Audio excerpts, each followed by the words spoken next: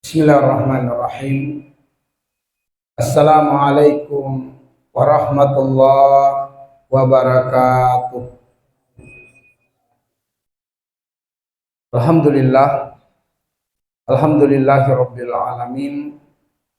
Wassalatu wassalamu ala asyrafil anbiya'i wal mursalin wa ala alihi wa sahabatihi ajma'in, amma ba'du. Allahumma anfa'na bima 'allamtana wa 'allimna ma yanfa'una wa zidna ilman. Walhamdulillah ala kulli hal wa na'udzubillah min hali ahlin nar. Allahumma aktsir amwalana wa auladana wa barik lana fima a'taitana wa atil hayatana fi ta'atik wa ahsin a'malana waghfir lana warzuqna husnal khatimah warzuqna husnal khatimah warzuqna husnal khatimah wadakhilna jannatak. Ikhwatal iman, ahibba azani Allah wa iyyakum ajmain. Pada kajian di Ahad Berkah di bulan Juni, pekan yang pertama ini, kami mengajak antum semua untuk merenungi surat Fatir ayat 29. Surat Fatir ayat 29. Dan dari ayat itu kita angkat tema besarnya, berdagang dengan Allah. Adapun bunyi ayatnya, A'udzubillahi minasyaitonirrajim.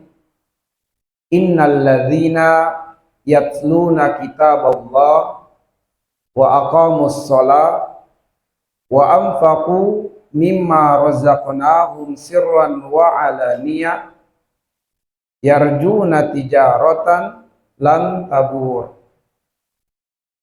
Artinya, innal ladzina, sungguh orang-orang yang yatluna kitaballah, mereka selalu membaca Al-Quran, wa aqamus shalah, dan mereka senantiasa menegakkan salat, wa anfaqu mimma razaqnahum sirran wa alaniyah, sirran wa alaniyah, dan mereka selalu menginfakkan dari apa yang Allah rezekikan kepada mereka, baik secara sepi atau ramai, baik dalam keadaan sembunyi-sembunyi atau dalam keadaan terang-terangan.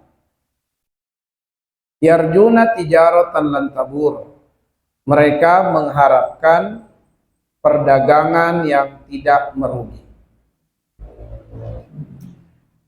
Perhatikan pada bagian akhir ayat. Yarjuna tijaratan lan tabur, mereka mengharapkan perdagangan yang tidak merugi. Tijaratan lan tabur, perdagangan yang tidak merugi, yang dimaksudkan dengannya adalah perdagangan dengan Allah Subhanahu wa ta'ala. Perdagangan dengan Allah dipastikan tidak akan merugi. Lain halnya perdagangan dengan manusia.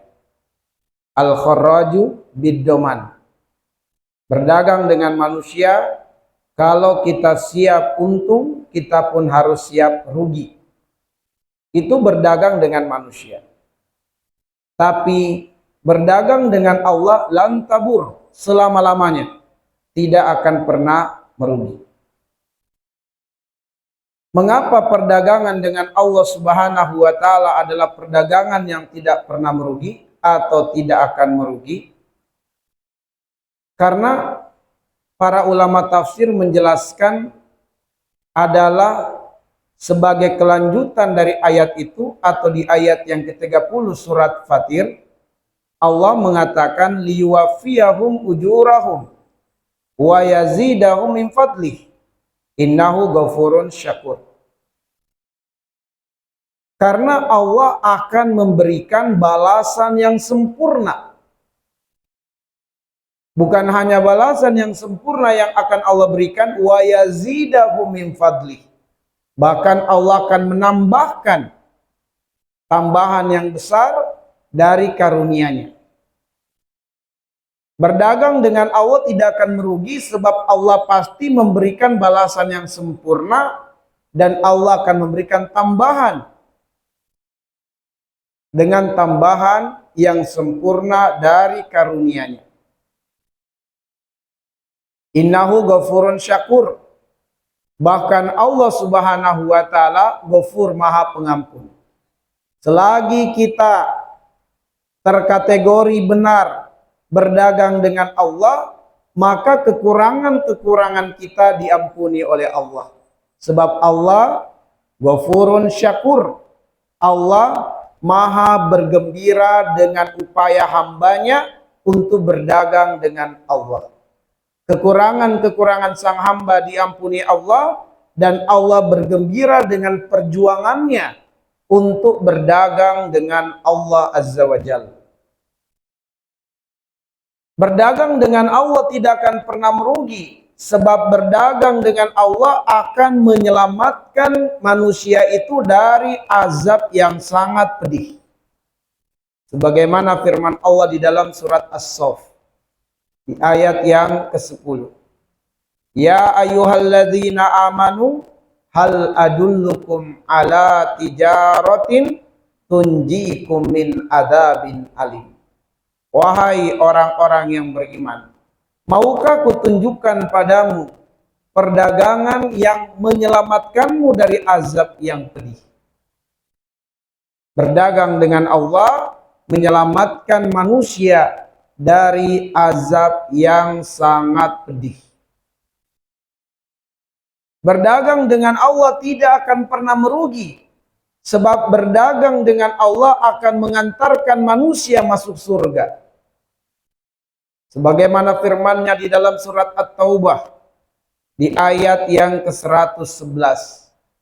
Innallaha ishtara minal mu'minina anfusahum wa amwalahum bi anna lahumul jannah.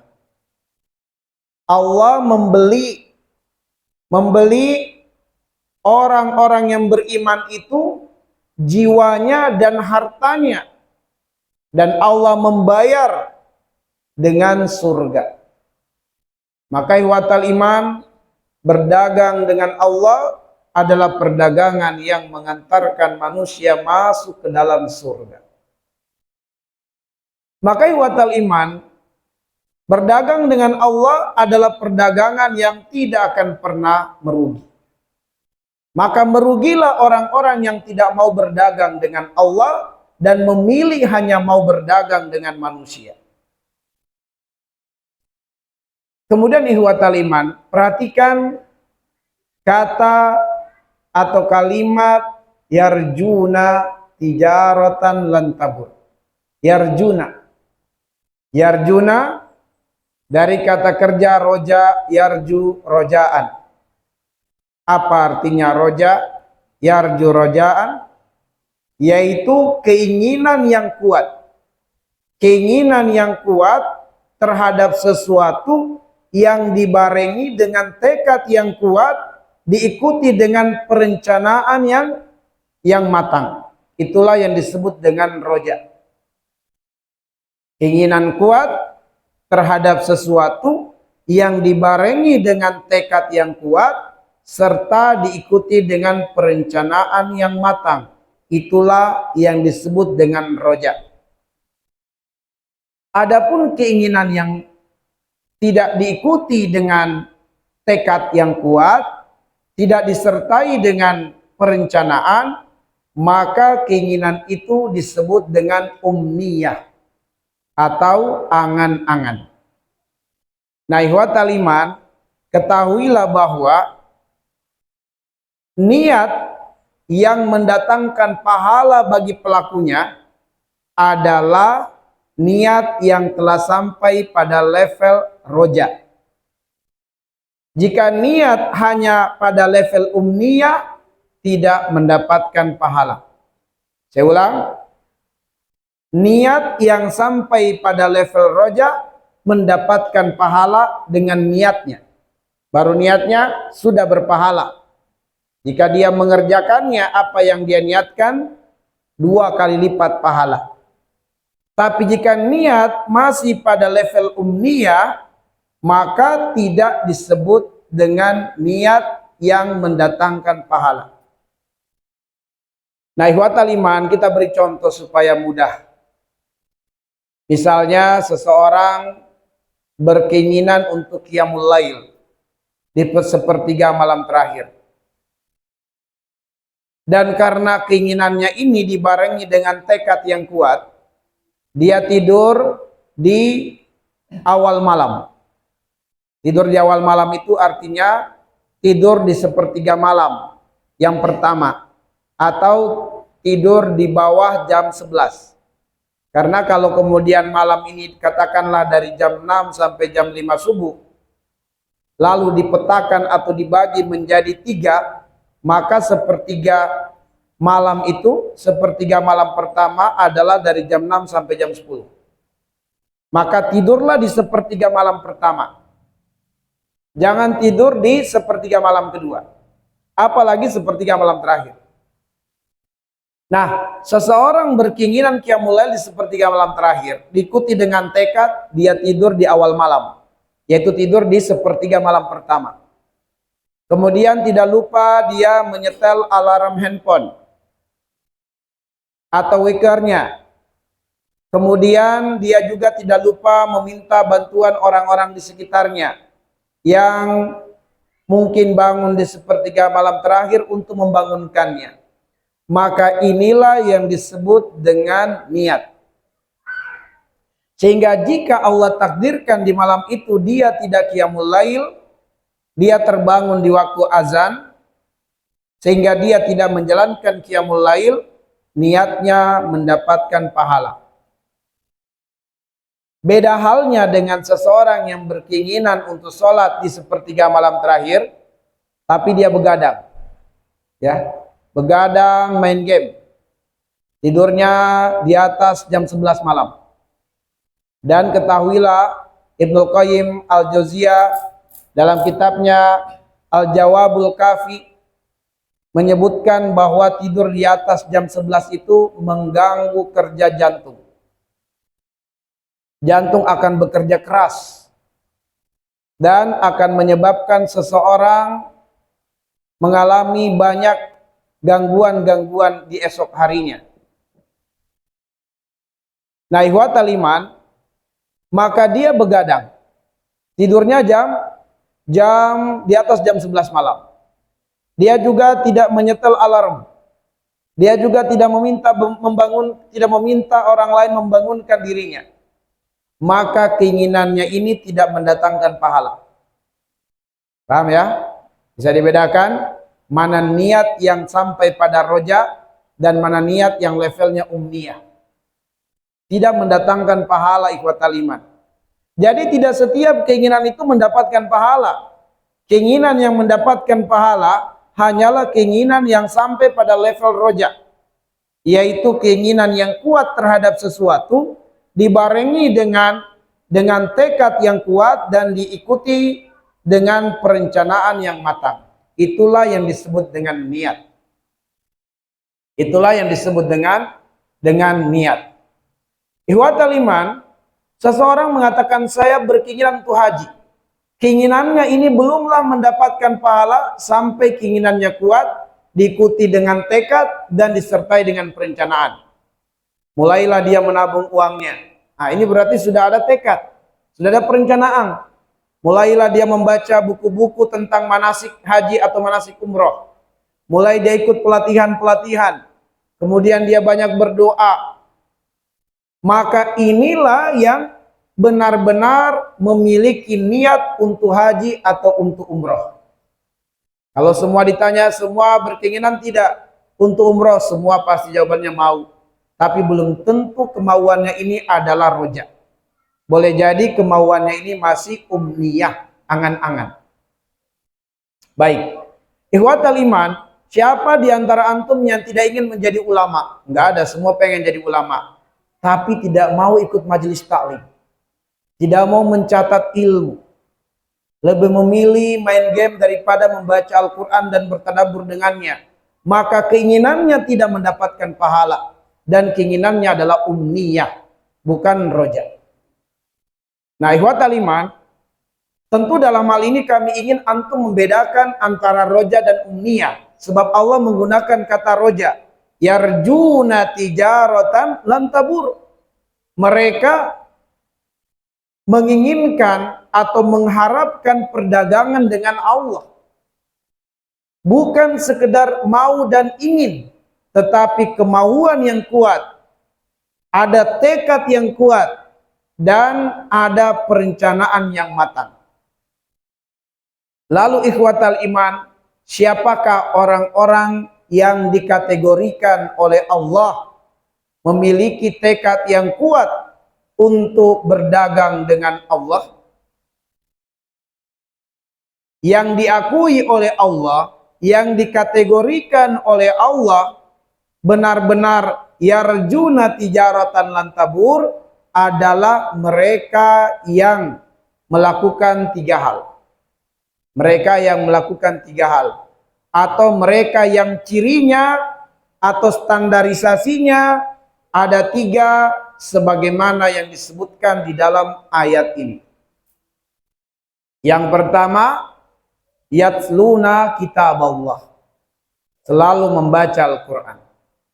Yang kedua, wa aqamus sholah. Selalu memperhatikan, menjaga dan menegakkan sholat 5 waktu. Dan yang ketiga, wa anfaqu mimma razaqnahum sirran wa alaniyah, dan selalu menginfakkan dari apa yang Allah rezekikan kepadanya, sirran wa alaniyah, baik dalam keadaan sembunyi-sembunyi atau dalam keadaan terang-terangan, baik dalam keadaan sepi atau dalam keadaan ramai. Tidak diumumkan namanya atau diumumkan namanya sebagai orang yang berinfak, tetap berinfak. Mari kita lihat yang pertama, ikhwatal iman. Yatsluna kitab Allah. Ini ciri yang pertama. Standarisasi yang pertama. Karakter yang pertama. Kategori yang pertama. Diakui Allah memiliki roja untuk berdagang dengan Allah. Yang pertama adalah yatsluna kitab Allah. Ikhwatal iman, tentu tilawah itu berbeda dengan kiroah secara makna. Pada kata tilawah terkandung makna kiroah. Tetapi pada makna kiroah tidak terkandung makna tilawah. Harus difahami. Saya ulang sekali lagi. Pada makna tilawah sudah mengcover makna kiroah. Tetapi pada makna kiroah belum mengcover makna tilawah.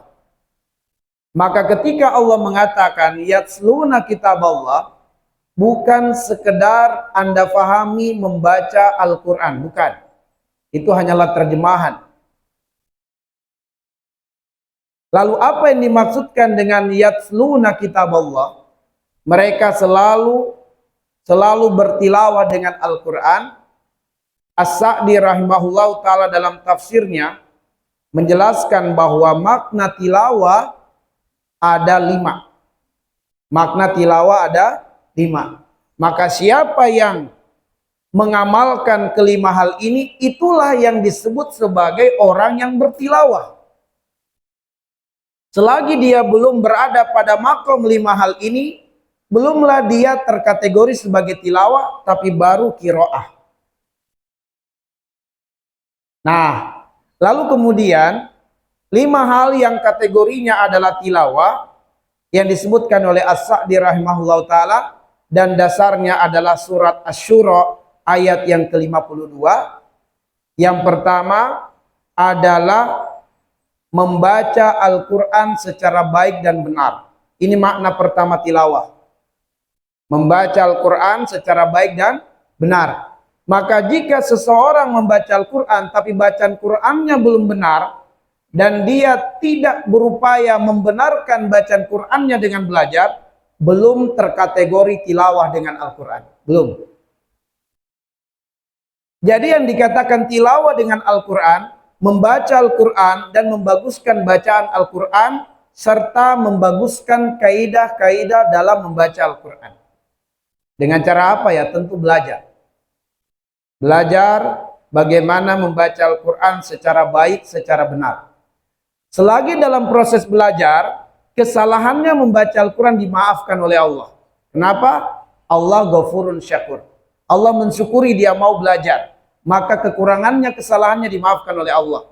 Bahkan Allah mengajarkan doa. Rabbana la tu'akhizna in nasina au akhtana.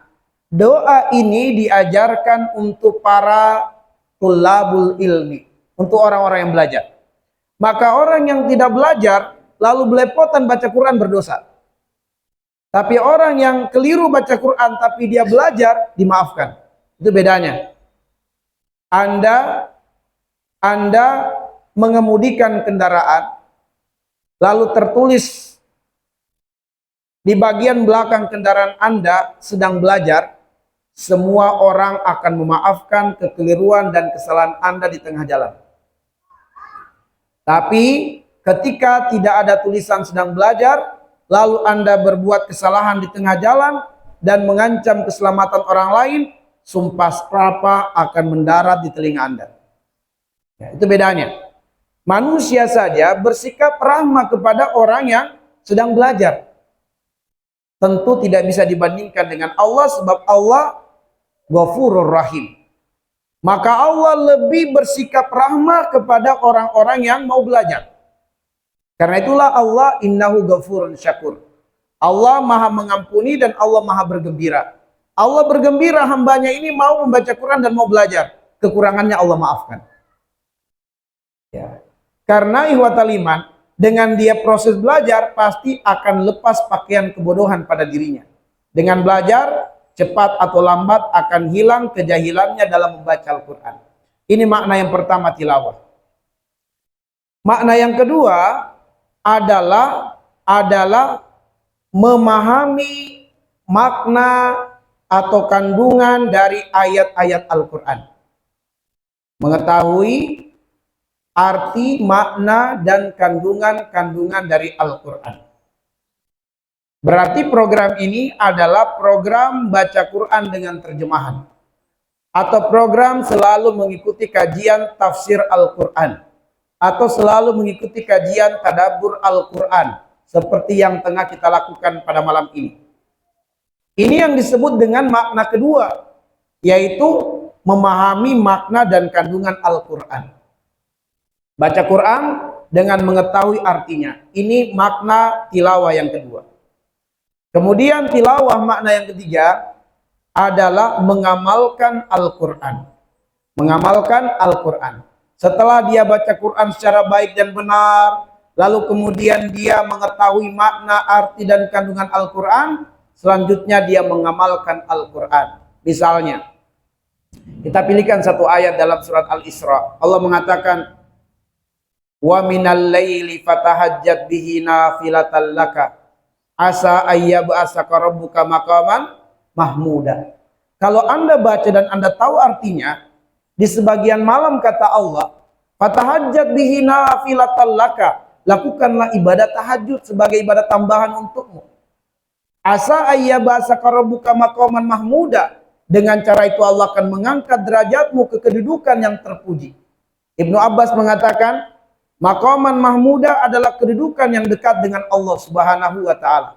Sekarang saya bertanya kepada antum, siapa yang tidak mau derajatnya ditinggikan oleh Allah, dekat dengan Allah? Siapa yang tidak mau? Mau, tapi maunya ini apakah umniyah ataukah roja? Ya.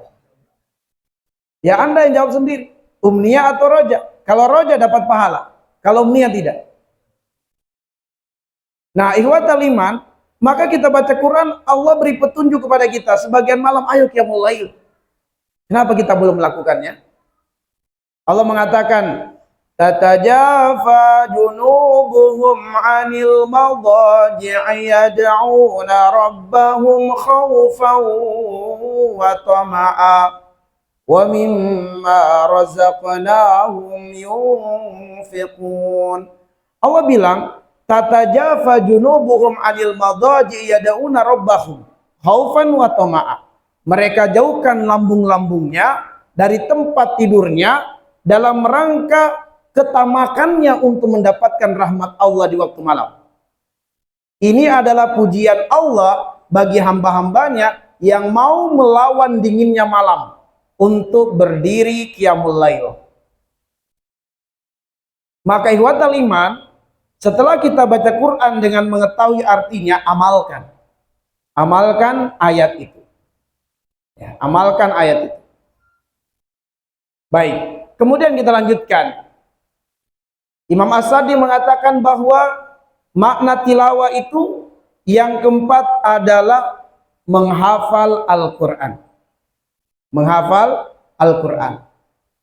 Ikhwatal iman, kalau Anda komitmen satu hari satu ayat, satu hari satu ayat, hanya butuh waktu 18 tahun sekian bulan untuk khatam Al-Quran.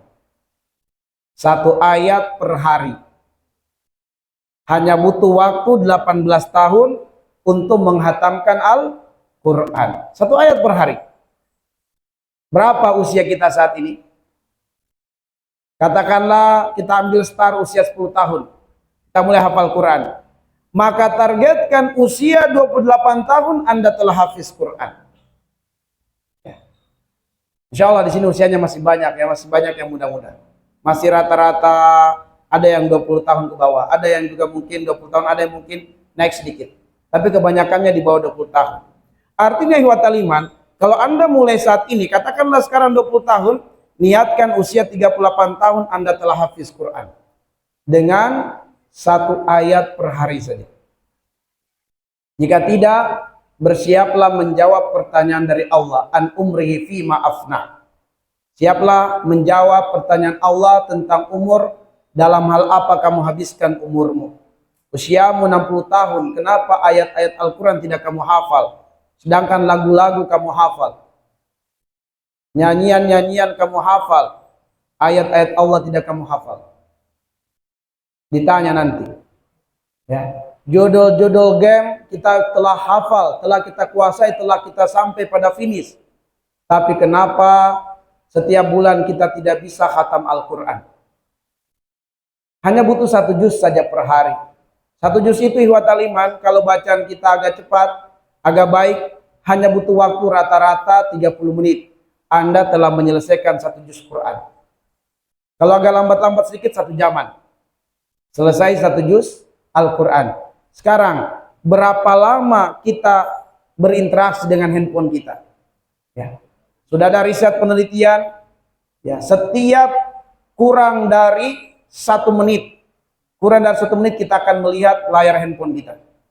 Ada yang mengatakan 30 detik, ada yang mengatakan 40 detik, ala kulihal, penelitian setiap 1 menit atau kurang dari 1 menit, kita akan tertarik, tergoda untuk memperhatikan layar handphone kita. Walaupun hanya dengan sekedar meng-on-kan. Entah tujuan kita apa, sekedar meng-on-kan, udah tutup lagi. Tapi kita akan melihatnya. Coba kalau kerinduan kita seperti itu dengan Al-Quran.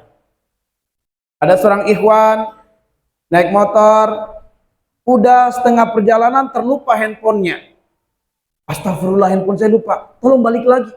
Bayangkan, demi handphone dia balik. Tapi ketika kemudian lupa Al-Quran, terbawa, Quran saku terbawa, nggak apa-apa deh. Bayangkan, coba kalau kemudian kerinduan kita dengan Al-Quran seperti kerinduan kita dengan handphone kita, Masya Allah. Ya, 1 juz per hari itu bukan sesuatu yang berat, bahkan sangat-sangat ringan, bahkan lebih daripada itu. Ikhwatal iman, di bulan Ramadan kemarin ada ikhwah kita, ya, dari Makassar yang bisa menghatamkan 2 kali Quran dalam 1 hari. Dia menyamai rekornya Imam Asy-Syafi'i rahimahullah. Sehingga di bulan Ramadan kemarin dia telah khatam 60 kali Quran dan diberikan hadiah umroh. diberikan hadiah umroh. Masya Allah, bukan 1 juz per hari, tapi 2 kali khatam dalam 1 hari. Masih bisa tidur? Masih. Ada yang bertanya, mana mungkin? Saya hitungkan ikhwatal iman. Ternyata masih bisa istirahat selama 6 jam. Ya, artinya masih banyak waktu. Sementara kalau tidur yang berkualitas itu cukup 2 jam. Tidur yang berkualitas. Selebihnya masih bisa aktivitas yang lain. Jadi ikhwatal iman bisa sebenarnya khatam Quran 2 kali dalam 1 hari. Ya. Baik. Ikhwatal iman ahibazani Allah wa iyyakum. Lalu kemudian makna tilawah yang kelima disebutkan oleh Imam As-Sa'di adalah dengan mendakwahkan atau mengajarkan Al-Quran. Mendakwahkan atau mengajarkan Al-Quran. Ini makna yang kelima. Inilah disebut dengan tilawah. Innalladzina yatsluna kitaballah. Sungguh orang-orang yang bertilawah dengan Al-Quran, yaitu melakukan, mengamalkan 5 hal tadi. Nah, itu baru kategorinya tilawah. Nah, ikhwatal iman, apa keutamaan orang yang selalu bertilawah dengan Al-Quran? Syekhul Islam Ibnu Taimiyah rahimahullah ta'ala menyebutkan ada 4 keutamaan atau keberkahan bagi yang selalu bertilawah dengan Al-Quran. Dari sejumlah dalil dan hadis yang beliau kumpulkan tentang keutamaan Al-Quran, beliau kemudian ringkas dengan mengatakan, ma ra'aitu syai'an yaghzi al-aqla war-ruha wa yahfazu al-jisma wa yatmunu as-sa'ada aktsar min idamatin nazar fi kitabillah. Kata beliau bahwa orang yang selalu bertilawah dengan Al-Quran itu akan bertambah kecerdasannya, akan menguat daya ingatnya, jauh dari penyakit pikun.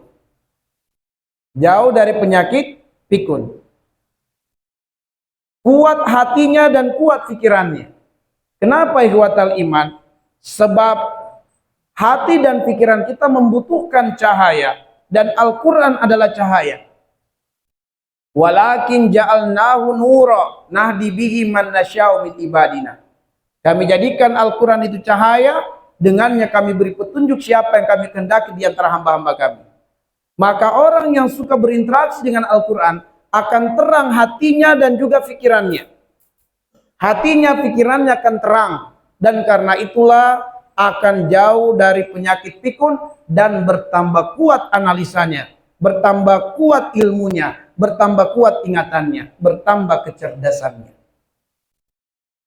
Yang kedua, kata Syekhul Islam Ibnu Taimiyah, orang yang suka berinteraksi dengan Al-Quran atau bertilawah dengannya adalah akan menguat ruhnya. Sebab Al-Quran itu yagzu ar-ruha, nutrisi bagi ruh. Apa dasarnya Al-Quran nutrisi bagi ruh? Firman Allah surat Asy-Syura ayat 52. Wa kadzalika auhayna ilaika ruhan min amrina. Allah menamakan Al-Quran itu dengan sebutan ruh. Kenapa? Sebab ikhwatal iman, sebaik-baik nutrisi untuk ruh kita adalah ruh. Sebagaimana fisik kita membutuhkan nutrisi, dan nutrisi terbaik bagi fisik adalah fisik. Maka ruh ini membutuhkan nutrisi, dan nutrisi terbaik bagi ruh adalah ruh. Ketika Allah menamakan Al-Quran dengan ruh, maka nutrisi terbaik bagi ruh adalah Al-Quran. Orang yang suka bertilawah dengan Al-Quran, ruhnya akan kuat. Jika ruhnya kuat, mudah dia melaksanakan perintah Allah dan mampu dia meninggalkan larangan-larangan Allah. Kenapa berat menjalankan ketaatan kepada Allah? Karena ruhnya yang sedang lemah, bukan fisiknya. Ruhnya yang sedang lemah, bukan fisiknya. Fisik bahkan tak bergerak sekalipun, karena stroke misalnya, tidak akan menghalangi ibadah orang yang kuat ruhnya. Dia akan beribadah mungkin dengan mengedipkan mata, ya, dengan isyarat. Dengan isyarat. Tidak menghalangi ibadahnya karena kuat ruhnya meskipun fisiknya tidak bisa digerakkan karena stroke. Tapi orang yang lemah ruhnya, Walaupun dia bermain bola, mengejar bola, mengelilingi lapangan berkali-kali, beberapa putaran dia tidak mengenal lelah, tapi azan berkumandang, dia tidak mampu melangkahkan kaki ke masjid. Kenapa? Bukan fisiknya yang lemah, tapi ruhnya yang lemah. Ruh yang lemah ihwatal iman. Maka qiyamul lail kenapa berat? Bukan fisik kita yang lemah, ruh kita yang lemah. Kenapa ruh kita yang lemah? Tanya pada diri Anda, kenapa ruh lemah? Karena ternyata interaksi Anda dengan handphone masih lebih banyak daripada dengan Al-Quran. Anda masih lebih menghabiskan banyak waktu dengan bermain game daripada mentadaburi ayat-ayat Al-Quran. Ya. Padahal di rak rumah Anda, rak buku Anda begitu banyak buku dengan berbagai judul. Bertanyalah, sudah berapa buku yang Anda khatamkan dalam 1 bulan? Atau dia sekedar pajangan saja? Ya. Maka ihwatal iman azani Allah wa iyyakum ajmain, maka terjawablah kenapa kita berat qiyamul lail. Kenapa kita berat ikut pengajian? Ya, baru ustadznya innal hamdalillah, seolah-olah perkataan ustadz itu pengantar tidur yang nikmat bagi jamaah. Makanya di waktu khutbah Jumat itu Masya Allah, khusyuk jamaahnya, ya, saking khusyuknya ngangguk-ngangguk, saking khusyuknya ngangguk-ngangguk, ya. Nah, ihwatal iman sebenarnya ruh yang lemah. Baik, kemudian ihwatal iman, orang yang suka membaca Al-Quran itu adalah wa yahfadzu al-jisma, kata Syekhul Islam, akan sehat badannya, akan kuat badannya. Kenapa? Karena di dalam surat Al-Isra ayat 82 Allah mengatakan wa nunazzilu minal Qur'an ma huwa syifaa'un wa rahmatul lil mu'minin. Al-Quran itu adalah syifa, penyembuhan untuk semua penyakit. Maka orang yang selalu berinteraksi dengan Al-Quran akan sehat badannya, akan kuat fisiknya. Lalu kemudian ihwatal iman, berkenaan dengan kuatnya fisik, itulah rahasianya. Kenapa? Calon ahli surga itu kata Allah, kanu qalilam minal laili ma yahja'un. Calon penghuni surga itu sedikit tidurnya di waktu malam. Kenapa? Karena mereka banyak baca Quran di dalam sholatnya. Karena banyak membaca Quran itu menyehatkan badan. Karena hati dan pikirannya tenang, begitu dia tidur, tidurnya berkualitas. Jadi kata para pakar medis, tidur yang sehat itu bukan tidur yang banyak. Tidur yang sehat itu yang berkualitas. Walaupun 1 jam, 2 jam dia tidur tapi berkualitas, itu luar biasa energi yang terproduksi dalam dirinya. Meskipun tidurnya banyak tapi tidak berkualitas, bangun pegal-pegal badannya, lemah badannya. Oke, baik. Nah, ihwatal iman ahibazani Allah wa iyyakum ajmain. Lalu keberkahan yang keempat kata Syekhul Islam adalah wayat munu as-sa'adah. Ketenangan, kedamaian, kebahagiaan secara batin akan dirasakan. Kenapa? Karena kata para ulama, afdalul ibadat qiraatul Quran. Perkataan yang lain adalah afdalul zikri qiraatul Quran. Itu disebutkan oleh para ulama terkait dengan fadilah keutamaan membaca Al-Quran. Maka orang yang baca Quran ihwatal iman akan tenang batinnya, akan bahagia jiwanya, karena dia sebaik-baiknya takarrub kepada Allah Subhanahu wa taala. Dan Allah mengatakan alladzina amanu wa tatmainnu qulubuhum bizikrillah. Ala bizikrillahi tatmainnul qulub. Baik. Kita lanjutkan ihwatal iman ahibazani Allah wa iyyakum. Itu yang pertama, tilawah Al-Quran. Yatluna kitaballah, indikator yang pertama. Indikator yang kedua, aqamus shalah, menegakkan salat. Ihwatal iman, As-Sa'di rahimallahu ta'ala dalam tafsirnya menjelaskan, khususnya ketika menafsirkan surat Al-Kautsar, beliau mengatakan di antara alasan mengapa kita harus menjaga sholat 5 waktu, di antara alasan terkuat mengapa kita harus memperhatikan sholat, karena sholat adalah wasilah untuk mensyukuri nikmat Allah. Maka orang yang tidak memperhatikan sholat adalah orang yang merasa tidak butuh berterima kasih dengan Allah. Allah mengatakan inna a'tainakal kautsar. Di antara maknanya, sungguh kami memberikan kepada engkau al-kautsar, nikmat yang banyak, nikmat yang berlimpah. Al-kautsar memiliki makna yang lain, yaitu telaga Rasulullah, tetapi kita ambil makna yang kedua, yaitu nikmat yang berlimpah. Saking berlimpahnya nikmat Allah, di dalam surat Luqman ayat yang 27, nikmat Allah tidak bisa dicatat. Nikmat Allah tidak bisa dicatat. Bagaimana itu ayatnya? Walau annama fil ardi min syajaratin aqlam wal bahru yamuddu min ba'di sab'atu abhur ma nafidat kalimatullah. Innallaha azizun hakim. Nah, Imam Al-Qurtubi mengatakan mana fidat kalimatullah, tidak akan habis tercatat nikmat-nikmat Allah. Meskipun semua pepohonan dari akar, batang, cabang, ranting jadi pena, lautan 7 benua disatukan dijadikan tinta untuk dengannya dicatat nikmat Allah, mana fidat kalimatullah. Imam Al-Qurtubi mengatakan tidak akan habis tercatat nikmat Allah. Saking banyaknya. Jangankan dicatat, dihitung pun tidak mungkin, ikhwatal iman. Jangankan untuk mencatat, menghitung saja kita tidak mampu. Allah katakan dalam 2 ayat. Ayat pertama di surat Ibrahim ayat yang ke-34. Lalu kemudian di surat An-Nahl ayat yang ke-18. Allah mengulang dengan lafaz yang sama. Apa itu? Wa in ta'uddu ni'matallah la tusuha. Andaikan kalian menginginkan untuk mereka mentotal menghitung nikmat Allah, la tusuha, kamu gak bakal sanggup. Kamu gak mungkin mampu untuk menghitung nikmat Allah. Kalau saja untuk menghitung nikmat Allah tidak mampu, apalagi mencatatnya. Saya bertanya kepada antum, siapa yang sudah hitung 1 menit yang lalu berapa kali matanya berkedap-kedip? Ada yang sudah hitung? 1 menit yang lalu. Gak usah sejak bangun tidur sampai sekarang, 1 menit yang lalu. Siapa yang sudah hitung berapa kali matanya berkedap-kedip? Masya Allah. Para pakar menjelaskan, belum ada satu orang manusia di dunia ini yang bisa menghitung bulu matanya sendiri. Kalau ada yang bisa, segera laporkan. Anda bisa memenangkan murid. Kalau Anda bisa menghitung bulu mata sendiri. Karena itu belum ada satupun manusia di dunia ini yang bisa menghitung bulu matanya sendiri. Silakan kalau Anda bisa daftarkan untuk memenangkan rekor muri. Satu-satunya orang di dunia yang bisa hitung bulu matanya Anda. Cobalah. Ya.